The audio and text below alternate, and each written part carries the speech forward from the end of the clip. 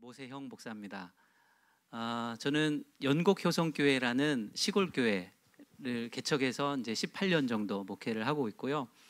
그 중에 하나님께서 재능을 하나 알게 해주셔서 목공으로 취미를 갖게 됐고, 또 목공으로 또 여러 작은 교회들 또 목사님들 또 자립할 수 있도록 또 돕고, 교회도 또 성구나 리모델링 이런 식으로 도움을 준다기보다 그렇게 일하고 또 노동하고 땀 흘리는 것을 즐거워하는 목사입니다.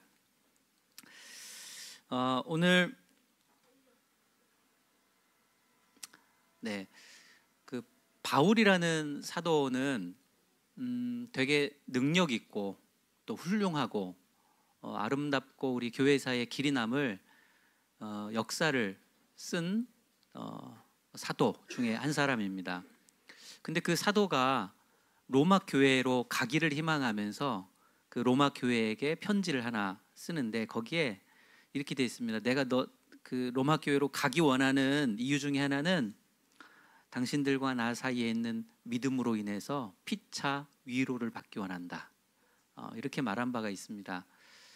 물론 바울은 신령한 그 무엇을 나눠주는 목적을 갖고 있었지만, 저는 한 명의 그리스도인으로서 제가 위대하고 안 위대하고를 떠나서 부흥사의 스타일도 아니고요. 그냥 저의 삶의 자리에서 부딪히고 또 알게 되고 경험하고 누린 이 은혜라는 주제 안에서 저의 경험 또 저의 해석 이런 것들이 저와 여러분 안에서 나눠지고 그것이 피차간에 은혜가 되고 위로가 되기를 원하는 마음이 있습니다. 오늘 설교의 방향은 이렇습니다. 저는 은혜를 한번 뒤집었다가 다시 제 위치에 놓을 거고, 그 은혜가 우리의 삶에 어떤 영향이 있는가, 요거를 좀 같이 나누고 싶습니다. 그래서 오늘 본문을 읽은 것이고, 여러분, 은혜라고 그러면 좋은 건가요, 나쁜 건가요? 당연히 좋은 거죠. 좋은 거죠. 그런데 이 은혜라고 그럴 때 우리에게 좋은 일이 있는 겁니까, 나쁜 일이 있는 겁니까? 대답하기 어렵죠. 애매해졌죠. 은혜를 뒤집는다고 그러니까. 맞아요. 은혜라는 말은 우리는 나에게 좋은 일, 내가 기대한 일, 또 나를 웃게 할 수 있는 일, 이런 것이 내 삶에 이루어지면 그것을 하나님의 은혜라고 흔히들 말을 합니다. 그런데 반대로 내 삶이 좀 어려워지고 좀 핍절해지고 고통이 있고 슬퍼지면 그건 하나님의 은혜가 그러면 떠난 것인가? 라는 질문을 하나 우리가 좀 던져놓고 시작하고 싶습니다. 이미 은혜에 대해서 좀 이해도가 있으신 것 같아요. 제가 교회를 개척하고 제가 2007년도에 27살에 결혼도 하기 전에 개척을 해버렸습니다. 그리고 부인과 물론 연애하는 중에 개척을 했고요. 개척을 하고 결혼을 하고 이제 작은 시골 교회니까 저를 멘토를 해주시겠다고 지방의 선배 목사님들, 사모님들이 저뿐만 아니라 이제 개척한 지 얼마 안 된 교회들 목사님, 사모님들을 불러놓고 이제 멘토링을 해주셨습니다. 근데 그 멘토링을 하는데 어떤 주제가 나왔냐면, 다들 작은 교회니까 사모님들이 주방에서 일을 하는 그 현실적 문제가 대두가 된 거예요. 한 6, 7교회 목사님, 사모님들이 모여서 이제 주일날 보내는 시간들. 어떤 사모님은 나는 주일날 교회에 가서 주방 일을 하고 또 식사를 만들고 애찬을 하고 그런 어려움, 그게 좀 육체적으로 힘들다. 그리고 그 주방의 일을 도울 수 있는 교인들이 없다. 이런 얘기를 또 누군가가 하기 시작했습니다. 저희도 비슷한 상황이었고, 근데 그것이 뭔가 일한다는 건 어려움이 당연히 뒤따르잖아요. 그런데 그것이 큰 고민은 아니었습니다. 근데 그 이야기가 나오자 어떤 선배의 목사님의 부인, 사모님이 이렇게 얘기를 하시는 거예요. 사모님들은 빨리 그 주방에서 탈출해야 된다. 그리고 새로운 신자가 오면 그 신자를, 새로운 분을 환영을 해주고 또 새신자 교육을 하든지 그렇게 교인들과 만나는 일을 해야 된다. 그런 이야기를 하셨어요. 근데 제가 느낀 그 뉘앙스는 조금 이렇게 조금 가우팅하는 뉘앙스가 있었는데, 그 이야기를 끝나니까 어떤 분이 저희 교회는 정말 하나님의 은혜로 우리 사모가 이제 주방에서 나와서 성도들을 만나고 성도를 케어할 수 있는 일을 하게 됐습니다. 그 이야기를 듣는데 심각하게 고민이 되는 거예요. 하나님의 은혜란 뭘까? 누군가가 주방의 일을 떠나서 다른 일을 한다는 것이 하나님의 은혜가 맞는가? 과연 그것이 하나님의 은혜인가? 왜 그러냐면 저는 교인들에게 그렇게 가르쳤습니다. 세상의 모든 직업이 하나님 안에 귀천이 없고 하나님이 각자에게 주신 사명이라면 모든 것은 다 주의 일이다. 교회 안에서도 설교를 하는 일과 청소를 하는 일이 역할이 다르지 무게는 똑같다라고 가르쳤습니다. 음식을 만드는 일과 화장실을 청소하는 일, 이것은 다른 일일 뿐 그것은 하나님의 나라와 맞닿아 있는 일이다. 높고 낮음이 없고 중요하고 덜 중요한 일이 없다라고 가르쳐 왔어요. 그런데 누군가가 하나님의 은혜로 주방에서 나와서 다른 일을 했다, 이 말이 막 소화가 안 되는 거예요. 그래서 손 들고 막 얘기하고 싶었어요. 교회의 사역이 그렇게 무게가 다른 일입니까? 그리고 물론 목회자와 목회자 사모님이 역할이 성도를 만나고 케어하고 상담하고 교육하는 일, 그 역할이 라고 동의는 할 수 있지만 현실적으로 그렇게 할 수 없는 분들 앞에서 그것이 하나님의 은혜라고 말하는 것이 저는 부대끼입니다 라고 손을 들고 얘기를 했을까요, 안 했을까요? 못했어요. 근데 그것은 저에게 은혜란 뭐지? 어떤 분들이 그러죠. 나 하나님의 은혜로 정말 힘들게 살았는데 부자가 됐습니다. 내가 몸이 아프고 병에 들었고 암이 있었는데 하나님의 은혜로 치유가 됐습니다. 불과 어제 목요일 저희 지방에 목사님들이 모여서 함께 기도회 하는 시간을 가졌는데, 그 기도회를 하시는데 예화로 어떤 예화를 들으시냐면 이게 뭐 비판하라 뭐 이런 게 아닙니다. 그냥 제가 주제를 이끌어가기 위해서 드리는 말씀들이에요. 그 해리포터를 지은 작가가 조앤 롤링인가요?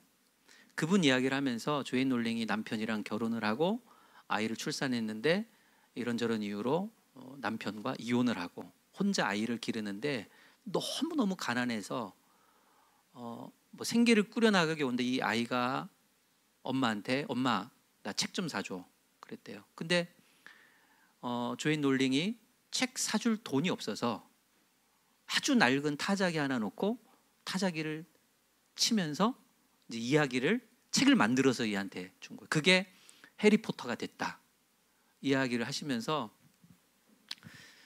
사람에게 있는 고난과 장애가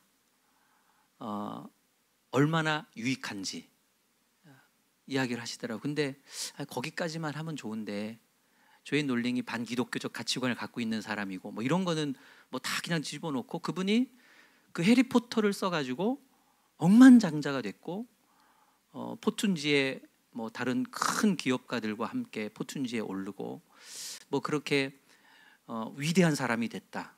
그래서 고난이 우리에게 유익하다. 뭐 그런 예화를 드셨어요. 근데 그 이야기를 들은데 또 마음이 아픈 겁니다. 소화가 안 되는 거예요. 과연 은혜란 뭘까?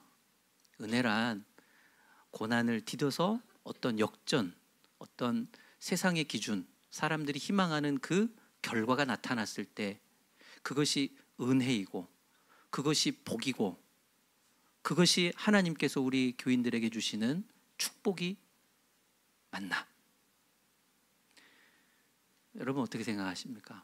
물론 제가 이렇게 말했다고 그래서 병에서 치유를 얻고 뭔가 인생이 가난해서 풍요의 삶으로 나가고 어려웠던 것이 회복되고 치료되는 것, 이것을 은혜가 아니다라고 말하는 게 아닙니다. 그 이면을 같이 보자는 거예요. 은혜는 하나님께서 이루신 모든 일이라고 저는 믿습니다. 우리의 인생이 뭔가 가난하다가 부자가 되고, 아팠다가 치유되고, 힘들다가 괜찮아지고, 명예가 없다가 명예를 얻고, 인생이 말하는, 사람들이 말하는 성공으로 나아가는 것만이 은혜가 아니고, 병들고 아프고 고생스럽고 어렵고 세상적 기준에는 찌질이처럼 보인다 할지라도 하나님이, 하나님으로부터 나오는 모든 섭리, 하나님의 모든 주권의 역사, 그것은 저는 은혜롭다고 봐야 한다라고 믿습니다. 한국 교회의 수많은 간증들이 그런 거죠. 힘들고 어려웠다. 그런데 하나님 믿고 내가 이렇게 회복됐다, 잘 됐다. 많은 목사님들도 어려운 교회, 힘든 교회, 개척교회 하면서 부흥하고 성장하면 어떤 그런 성공 신화 스토리가 한국 교회에 큰 감동과 울림을 준다고 생각합니다. 그런데 하나님의 은혜는 그 반대면에도 있다고 저는 믿어요. 힘들고 어렵고 눈물 나고 처절하고 내 인생의 문제가 내가 기대하는 대로 전혀 움직여지지 않아도 나는 여전히 하나님을 신뢰하고 하나님을 예배하고 하나님을 사랑하는 그 사람, 저는 그 안에 이 한국교회의 50%의 은혜가 있다고 저는 믿습니다. 우리가 갖고 있는 이 은혜의 기준, 이것이 얼마나 나쁘게 말하면 세속주의적이고 또 좋게 평가해도 반절만의 은혜에 대한 개념이 우리 한국교회, 우리들의 언어에 굉장히 깊숙이 녹아져 있다, 이렇게 저는 봅니다.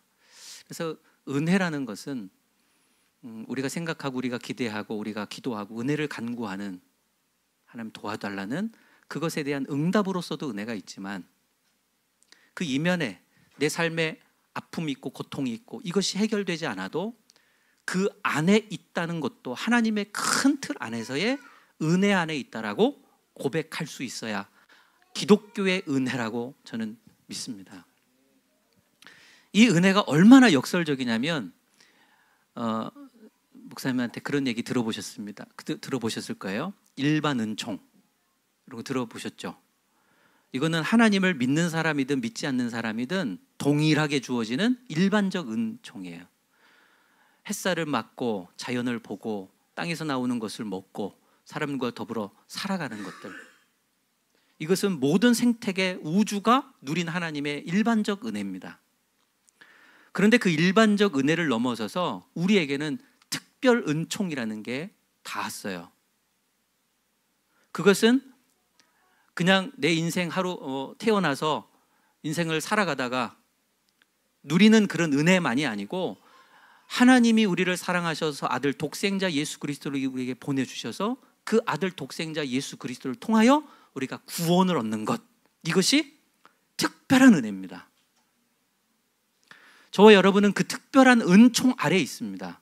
일반 은총도 누리지만 정말 이것은 우리가 만들어낼 수도 없고 계획할 수도 없고 어떻게 획득할 수 없는 특별한 은총을 우리가 받았어요. 그런데 이 특별 은총의 첫 번째가 뭔지 아십니까? 선행 은총이라고 그래요. 선행 은총. 이 선행 은총을 이렇게 그냥 쉬운 말로 하면 뭐냐면 내가 죄인이라는 사실을 깨닫는 은혜. 그래야 복음이 되거든요. 내가 죽게 되었다는 것, 죽을 수밖에 없는 죄인이라는 사실을 깨달아야 죽을 수밖에 없는 나를 위하여 예수 그리스도께서 생명의 길을 나에게 주셨구나, 그걸 믿게 되는 거잖아요. 그래서 내가 죄인이라는 사실을 깨닫는 게 선행 은총이라고 되어 있습니다. 우리가 기독교 대한 성결교회잖아요. 거기에 아주 중요한 그 신학적 그 노선, 거기에 선의 은총이라는 게 저는 있다고 알아요.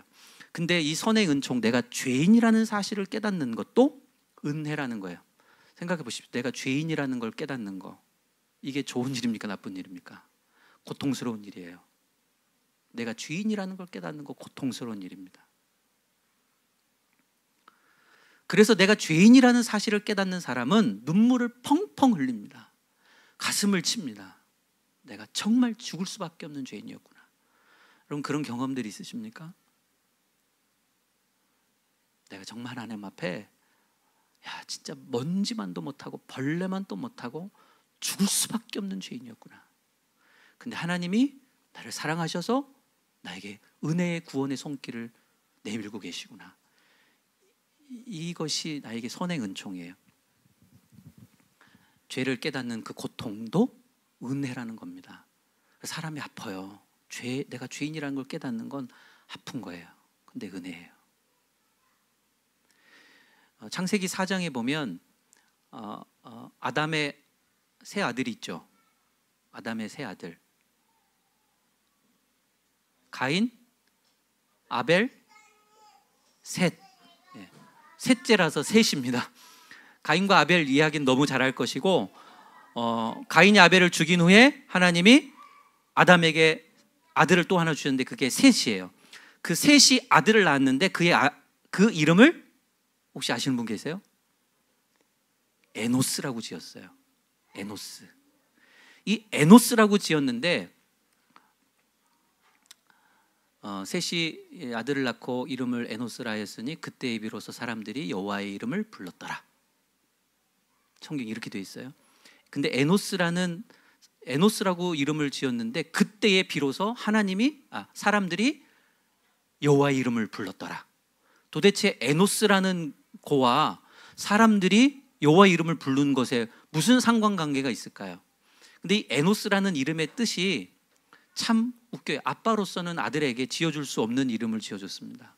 그 뭐냐면 죽을 수밖에 없는 존재, 유한한 존재, 한계가 있는 존재, 뭐 이런 뜻이래요. 아들의 이름을 에노스라. 너는 부패할 수밖에 없어. 넌 죽을 수밖에 없어. 넌 한계가 있는 존재야. 근데 역설적이게도 그 이름을 부르는 그 시대의 사람들이 비로소 여호와의 이름을 불렀다는 겁니다. 자기들의 존재가 하나님 앞에 부패할 수밖에 없는 죽을 수밖에 없는 존재임을 저는 알았다, 깨달았다. 그러니 하나님의 이름을 불렀구나. 저는 그렇게 해석이 되거든요. 이것이 선행 은총입니다. 나에게 고통스러운 일, 나를 한계를 자각하는 일, 죄인이라는 걸 발견했을 때 얼마나 사람이 창피하고 쪽팔리고 부끄럽습니까? 근데 그게 은혜라는 거예요. 저와 여러분이 우리 인생에서 이 은혜가 있기를 축복합니다. 그러니까 부끄러움도 은혜예요. 하나님 앞에 내가 얼마나 정말 못된 존재고 무능한 존재고 이것도 얼마나 큰 은혜인지 모릅니다. 저희 교회 집사님은 성도님인데 신앙생활 한 지 한 1년 6개월 정도 되셨어요. 저희가 함성이라고 함께 성경, 이걸 줄여서 함성, 이 프로그램을 하는데 이제 신약을 통독하고 있거든요. 하루에 3장씩. 이제 다음 주면 끝나는데 이분이 그 누구보다 성경을 깊이 읽었어요. 그러는 중에 뭐 신비로운 얘기 아닙니다. 그러는 중에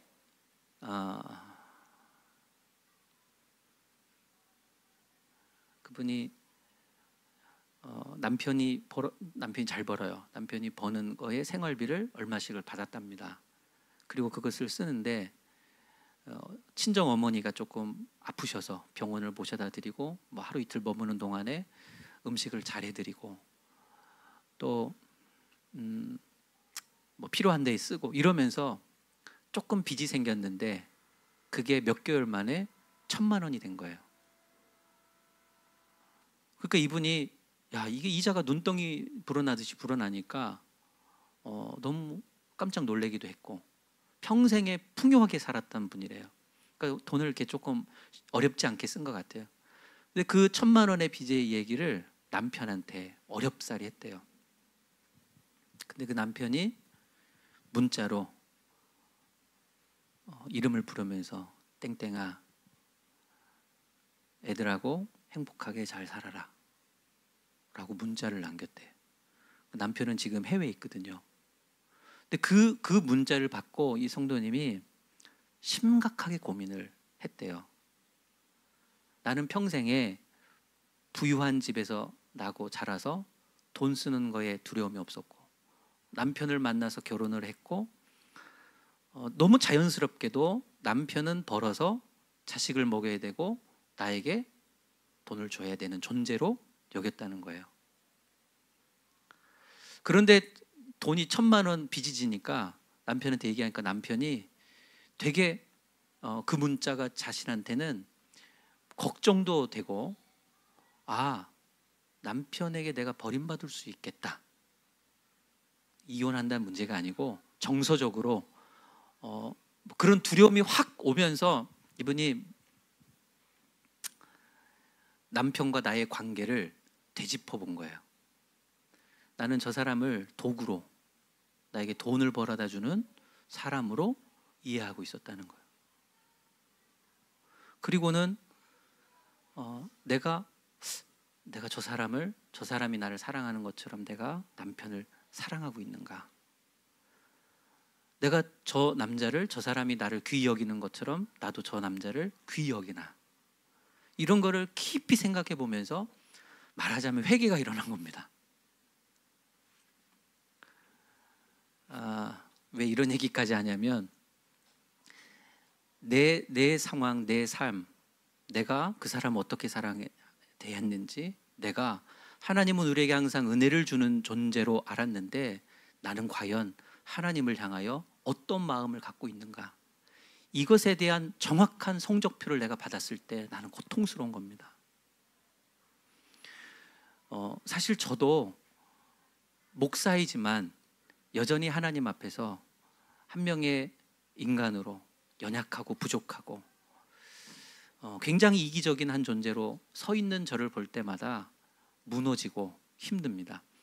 그런데 역설적이게도 그 고통스러운 현장에도 은혜라는 것은 사라지지 않고 그것이 오히려 은혜일 수도 있다라는 겁니다.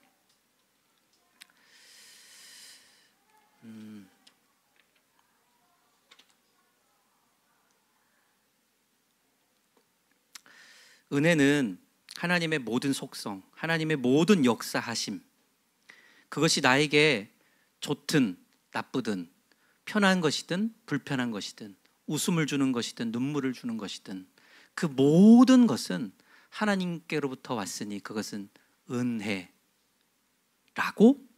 봐야 합니다. 우리 인생에서 역전의 하나님만이 있는 것이 아니라 역전할 수 없는 상황, 역전 없는 상황에서도 하나님은 여전히 우리에게 은혜로우시고 그 은혜는 한이 없고 끝이 없고 끊임없는 은혜가 우리에게, 저에게, 여러분에게 잇따른 이 신앙 고백이 좀 함께 됐으면 좋겠습니다.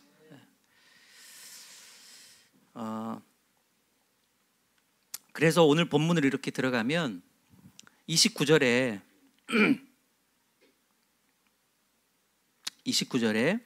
그리스도를 위하여 너희에게 은혜를 주신 것은 다만 그를 믿을 뿐 아니라 또한 그를 위하여 고난도 함께 받게 하려 하심이라 그랬습니다. 그리스도를 위하여 하나님은 우리에게, 저에게, 여러분에게 은혜를 주셨습니다. 그 은혜를 주셔서 우리로 하여금 그를 믿게 하셨대요. 로마서 1장에 보면 내가 복음을 부끄러워하지 아니하노니 이 복음은 모든 믿는 자들에게 구원을 주시는 하나님의 능력이 됨이라 이랬습니다. 복음을 믿는 자들에게 구원이 임하십니다. 하나님의 능력이에요. 하나님의 역사하심이에요. 근데 이 복음을 믿는 자들에게 구원을 주시는데 이 믿는 자는 어떻게 믿게 되는 것인가? 이것은 우리의 의지나 우리의 결단이나 우리의 공로가 아닙니다. 믿음은 은혜를 통하여 저와 여러분에게 일어나는 사건입니다. 너희가 은혜로 인하여 믿음으로 말미암아 구원을 얻었나니 이것이 너희에게서 난 것이 아니요 하나님의 선물이라 그러셨잖아요. 그러니까 믿음이라는 것, 모든 믿는 자에게 구원을 주시는 이 하나님의 능력, 이것이 믿음으로부터 오는데 이 믿음조차 저와 여러분의 결단이 아니라 하나님의 은혜로 가능했다는 겁니다.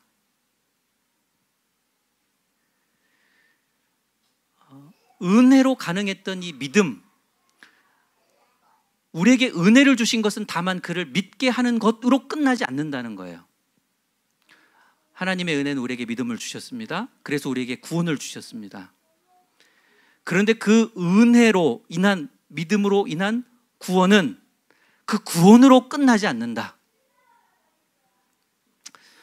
오늘 말씀의 29절에 보면 이렇게 돼 있어요. 너희에게 은혜를 주신 것은 다만, 이 다만이라는 것은 그것이 유일한 것이 아니라는 말이 숨어져 있죠.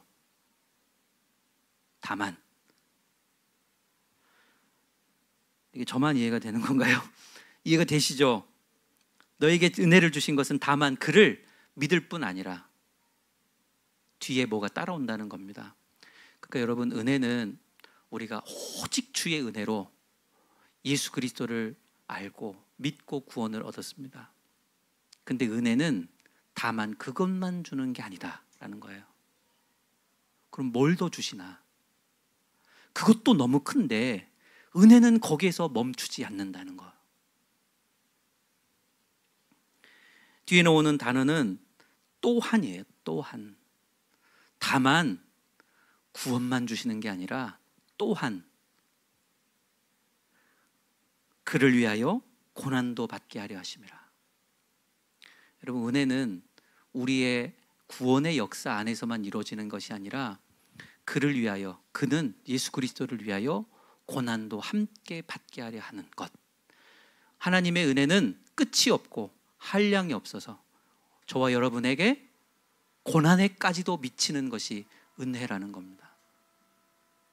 잘 되는 것만이 은혜가 아니고 고난 중에도 하나님의 은혜가 저와 여러분에 넘쳐 흐른다는 것입니다. 그러면 고난 중에도 하나님의 은혜가 있다는 것은 그래요. 그럴 수 있습니다. 그런데 오늘의 말씀은 그 고난도 함께 받게 하려 함이라. 고난에 참여하는 은혜입니다. 바울은 이 선교 여행을 굉장히 많이 다녔죠. 1차, 2차, 3차. 근데 3차 선교 여행을 마칠 즈음에 여러 성의 선지자들이 바울에게 귀뜸해 줬습니다. 당신 예루살렘으로 들어가면 환난을 당하고 매임을 당하고 어려운 일을 당할 겁니다. 그 이야기를 이미 각 성에서 기도 많이 하신다는 분들에 의해서 들었습니다. 그럼 우리 흔히는 뭐야? 미리 어려운 거를 얘기해 줬으면 이거 피하라는 사인이구나, 이렇게 받아들일 수 있잖아요. 하나님이 나에게 은혜를 주셨어. 이건 피하는 길이야. 이거는 가면 안 되는 길이야. 왜? 그 길에는 고난과 환난과 핍박이 나를 기다리고 있기 때문에. 근데 바울은 그 고난을 미리 듣고서 어떻게 말하냐면 사도행전 20장 22절부터 24절 제가 읽어드릴게요. 보라, 이제 나는 성령에 매여 예루살렘으로 가는데 거기서 무슨 일을 당할는지 알지 못하노라. 오직 성령이 각 성에서 내게 증언하여 결박과 환난이 나를 기다린다 하시나 내가 달려갈 길과 주 예수께 받은 사명 곧 하나님의 은혜의 복음을 전하는 일을 마치려 하면은 나의 생명조차 조금도 귀한 것으로 여기지 아니하노라. 바울은 좀 이상한 것 같아요. 환난과 핍박이 나를 기다린다고 하는데 피하라고 해석하지 않고 나의 달려갈 길, 주 예수께 받은 사명, 하나님의 은혜의 복음을 전하는 것을 마치려 하면 내 생명을 조금도 귀한 것으로 여기지 아니하노라 하고 예루살렘으로 배 타고 들어갑니다. 그리고 붙잡혀서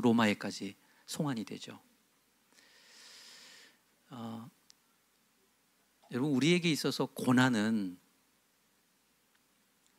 은혜와 다른 지점이 아닙니다. 하나님께서 저와 여러분에게 주신, 우리를 구원하신 은혜는 저와 여러분의 삶을 고난 중에,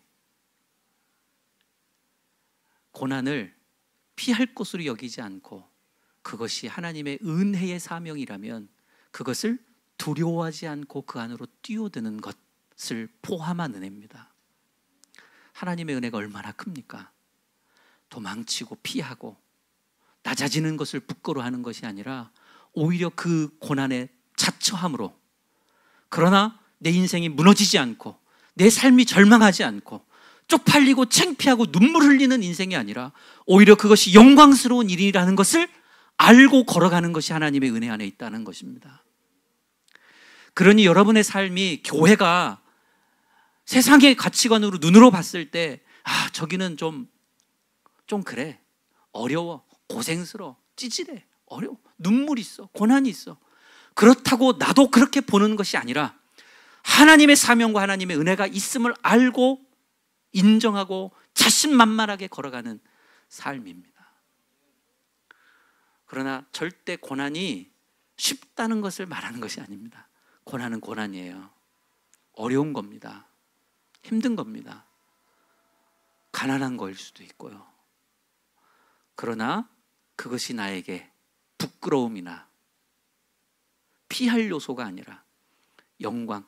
예수님도 십자가를 지시는 거, 그 십자가 죽음이잖아요. 근데 예수님은 그것을 영광이라고 말합니다. 십자가를 영광이라고.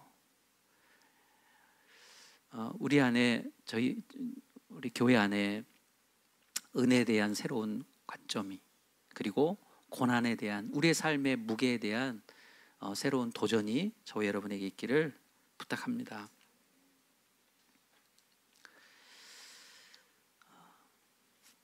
그래서 27절은 이렇게 말하는 것 같아요. 오직 너희는 그리스도의 복음에 합당하게 생활해라. 그리스도의 복음에 합당하게 생활해라. 이것은 왜 이렇게 머리가 간지러운지 모르겠네요. 제가 긁어도 이해해 주세요. 복음에 합당하게 생활해라. 복음에 합당하게 생활해라. 여기에는 어떤 꿈이나 야망이나 풍요나 세상이 말하는 즐거움, 이것을 누리라고 말하는 것 같지는 않습니다. 오히려 복음이라는 것, 그 복음이라는 것에 합당하게 생활해라. 왜? 그것 안에 얼마나 큰 은혜가 있는지 우리에게 설명하고 있기 때문에 그렇습니다.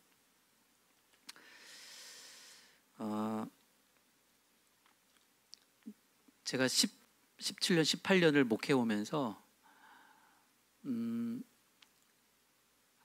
개척하고 한 3년, 4년 이 정도 지날 때 조금 목회에 굉장히, 지금도 어렵지만 그때는 더 어려움이 있었습니다. 그게 뭐냐면, 나는 목회를 열심히 하고 전도를 열심히 하고 사역을 열심히 하는데 하나님 언제까지 이렇게 하게 하실까? 이런 그 두려움이 있었어요. 목회가 힘들었고, 그리고 다른 동기들, 친구들을 보면 목회 막 잘하는 것 같고, 대형교회 부목사님 있고, 해외에 나가서 공부하고 있고, 자기 개발이 되는 것 같은데 나는 왜 이 시골에, 저희 마을은 한 100여 가구 정도가 모여 살고요. 제가 개척을 할 때는 소의 쟁기를 매서 논을 가는 그런 마을이었어요. 그러니까 어떻게 보면 되게 그 낙후된 것도 것인데,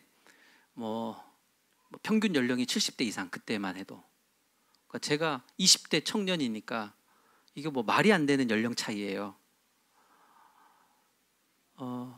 근데 거기서 젊은 청년이 가서 목회 전도사라고 가서 개척을 해서 하는데 뭐가 그렇게 닿았겠어요. 그러니까 소외당하고 뭐좀 멱살 잡는 분도 있고 침 뱉는 분도 있고 막 때리려고 하시는 분도 있고. 왜 그러면 저희가 교회 개척하기 전에 다른 장로교회에서 개척을 하고 땅까지 샀었는데 교회에서 쫓아냈던 마을이에요.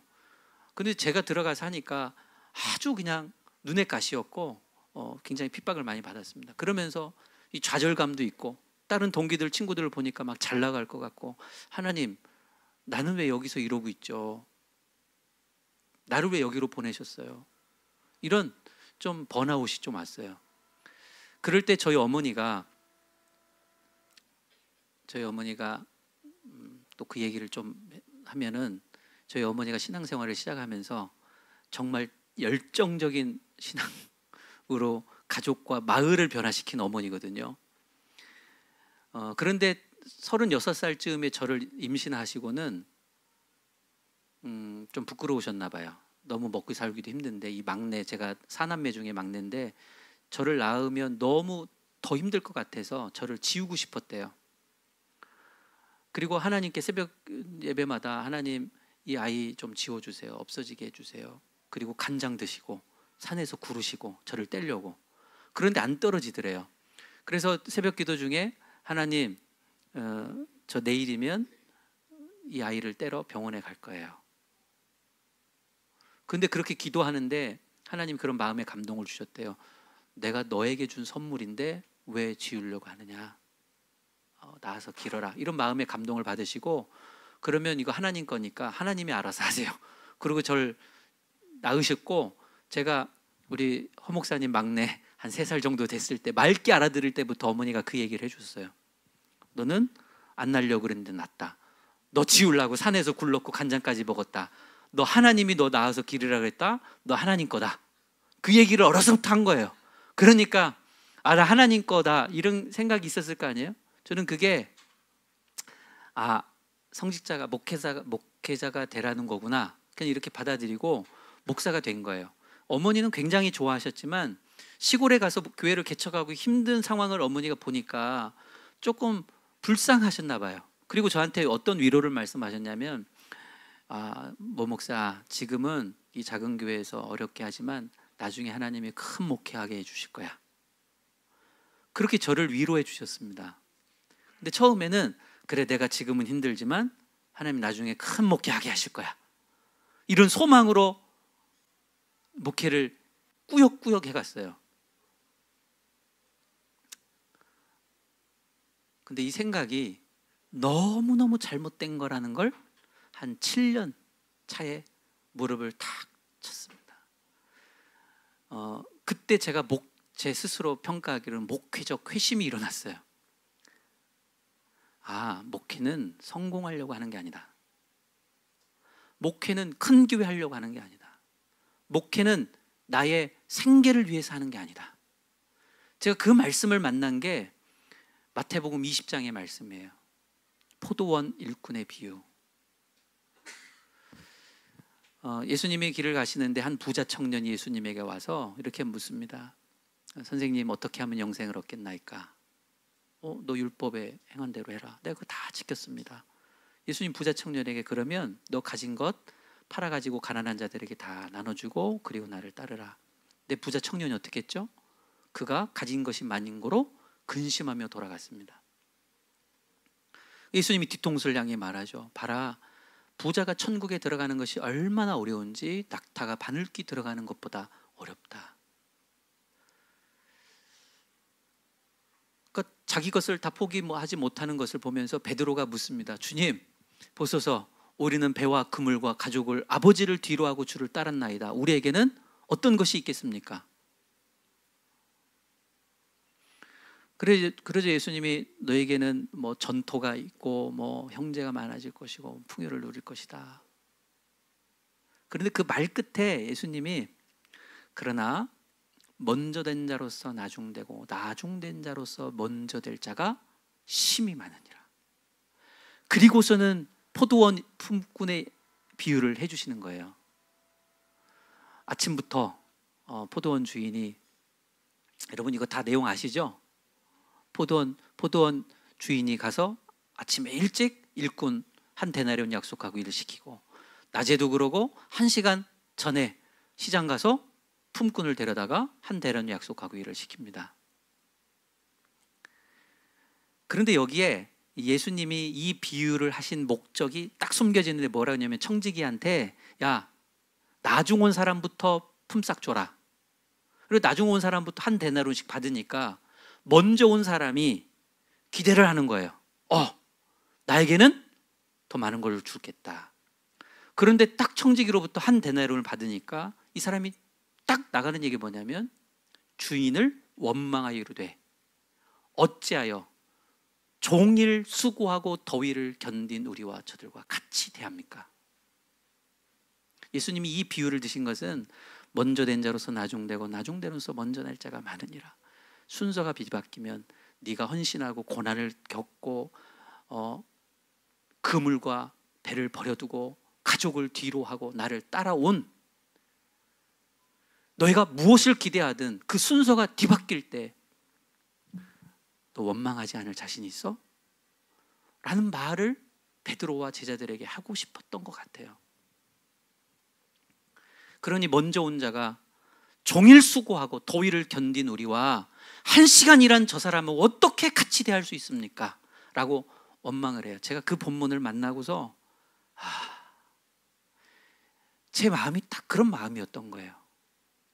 젊은 나이에 나를 부르셔서 이 시골에 나를 처박아 놓으시고 목회하게 하시고 그러면 나중에 큰 목회하게 하실 거야 라는 기대를 갖고 있는데 하나님이 나중에 이 먼저 온 자에게 준 것처럼 그냥 한 데나리온만 받으면 나는 하나님 원망하는 사람 되겠구나.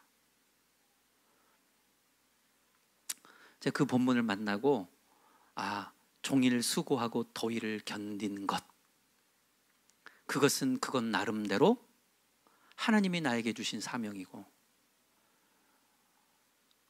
그것에 대한 대가가 그만큼 크지 않더라도 주의 포도원에서 할 일 없이 노는 시장에서 그런 인생 나를 데려다가 일을 시키시고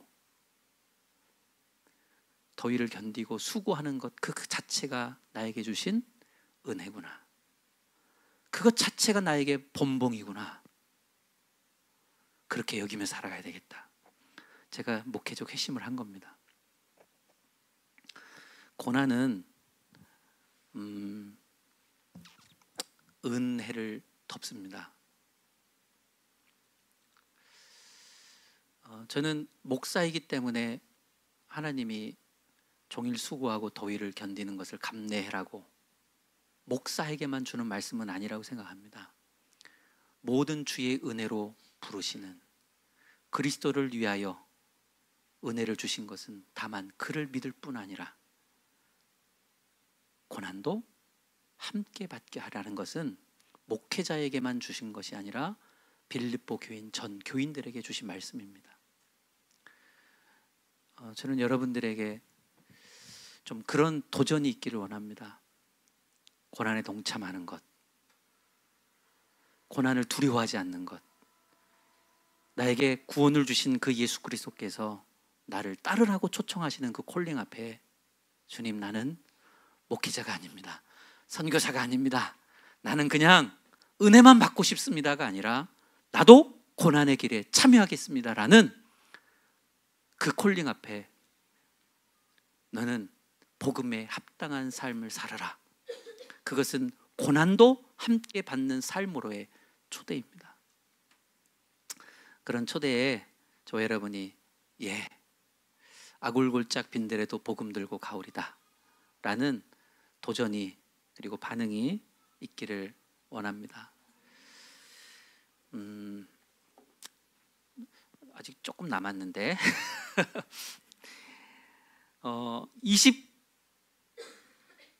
27절에 이렇게 되어 있습니다. 오직 너희는 그리스도의 복음에 합당하게 생활하라. 이는 내가 너희에게 가보나 떠나 있으나 너희가 한 마음으로 서서 한 뜻으로 복음의 신앙을 위하여 협력하는 것과 무슨 일이든지 대적하는 자들 때문에 두려워하지 않은 이 일을 듣고자 함이라. 그러니까 바울이 복음에 합당한 삶을 살아라. 왜 그러냐면 두 가지 목적 때문에 그렇습니다. 듣고 싶은데 뭘 듣고 싶냐면 복음에 합력하는 삶을 사는 것을 듣고 싶다. 여러분, 은혜를 주신 것은 구원으로 멈추는 것이 아니라 그 이후의 삶 전체를 뒤덮는데 고난을 무릅쓰고 하나님의 사역, 복음에 합당한 삶으로 우리를 초대하고 있어요. 근데 그것에 복음의 신앙을 위하여 협력하는 것입니다. 복음의 신앙에 협력하는 것. 누구랑 협력할 겁니까? 물론 하나님과 협력하죠. 하나님과 우리는 동역자가 된 것입니다. 그리고 교회 안에서 복음의 신앙을 위하여 협력하는 삶으로, 그것이 고난과 역경과 어려움과 치열함이 있지만 그 삶으로 초대하는 것. 그리고 바울이 그걸 듣고 싶다는 겁니다. 바로 원하기는 여러분이 서로 복음의 신앙 안에서 협력할 수 있기를 부탁합니다. 목사는 외롭습니다. 왜 그런지 모르는데 외로워요. 그런데 협력하는 사람 한 사람 있죠? 그러면 용기가 나요.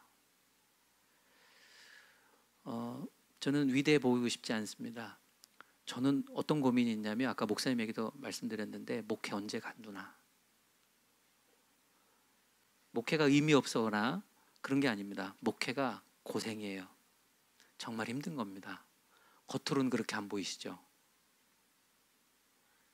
그렇게 보이시는군요. 목회가 힘들어요. 큰 교회 목사님은 큰 교회 목사님대로 힘들고, 작은 교회 목사님은 작은 교회 목사님대로 힘들어요. 그런데 이 힘든 길을 포기하지 않고 걸어갈 수 있는 이유는 협력하는 사람이 있으면 그나마 좀 낫습니다. 목사도 하나님 바라봅니다. 처절하게 기도하고 싸웁니다. 그런데 나와 함께 걸어갈 사람 없으면 너무너무 힘들어요. 그래도 걸어갑니다. 그런데 협력하는 사람 한두 사람 있으면 힘이 나요. 근데 그 힘나서 뭐 할 거예요? 큰 목회 하려는 게 아니에요. 주 예수께 받은 사명, 그것을 이루고 싶은 겁니다. 이 은혜가 우리 안에 머물러 있는 것이 아니라 고난을 자처하고 고난을 견디지만 이 하나님께서 우리에게 주신 이 은혜가 세상으로 흘러가기를 원하는 마음입니다. 그 일에 여러분이 동참하고 참여하실 수 있기를 부탁합니다. 진짜 부탁합니다. 네. 오늘은 여기까지만 해야 되겠습니다. 은혜는 다만 우리로 하여금 믿게 하여 구원에 이르는 것으로만 끝나지 않습니다. 하나님께서 우리에게 주신 은혜는 또한 고난도 함께 받는 데까지 흐릅니다. 그러니까 은혜는 우리의 삶 전체를 뒤덮습니다. 그것이 잘 되거나 잘 안 되거나, 건강하거나 그렇지 않거나, 커지거나 작아지거나, 눈물이 있거나 눈물이 없거나 상관없이 하나님에는 전 인생 여러분을 덮습니다. 그러니 무엇이 두렵겠습니까? 고난, 그것은 여러분 인생을 살 때 고난스럽지 않은 사람이 없어요. 그런데 더욱 의미 있는 고난 안에 저 여러분이 참여하고 복음의 신앙에 협력하며 그 하나님의 은혜가 정말 어느 곳까지 흐르는지 발견하고 경험하고 누리기를 주의 이름으로 축복합니다.